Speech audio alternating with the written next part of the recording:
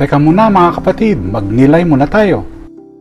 Sa aklat ng Deuteronomy, tinawag ng Diyos ang kanyang bayan na sundin ang kanyang mga utos ng buong puso upang sila ay maging natatanging bayan. Sa Ebanghelyo ni Mateo, iniutos ni Jesus na mahalin hindi lamang ang ating kaibigan, kundi pati ang ating kaaway, upang tayo ay maging tulad ng ating Ama sa langit.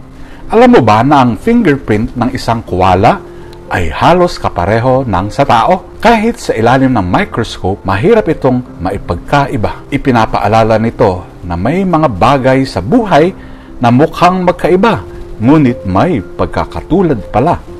Madalas, nakikita natin ang ibang tao bilang iba sa atin dahil sa kanilang pinagmulan, paniniwala o mga pagkakamali noon.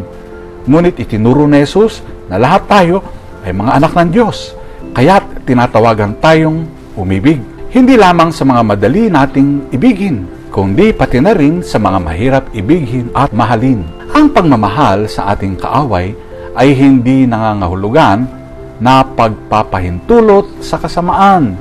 Sa halip, ito ay pagpili na magpatawad. Ipanalangin sila at tignan sila sa mata ng Diyos. Kung ang tao at ang koala ay may hindi inaasahang pagkakapare-pareho, paano pa kaya tayong lahat na nilikha sa kawangis ng Diyos? Inihimok tayo ng Diyos na higitan ang ating sarili at umibig ng tulad niya. Kapag nagawa natin ito, ipinapakita natin ang tunay na puso ng ating Ama sa langit.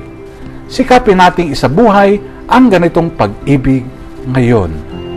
Amen.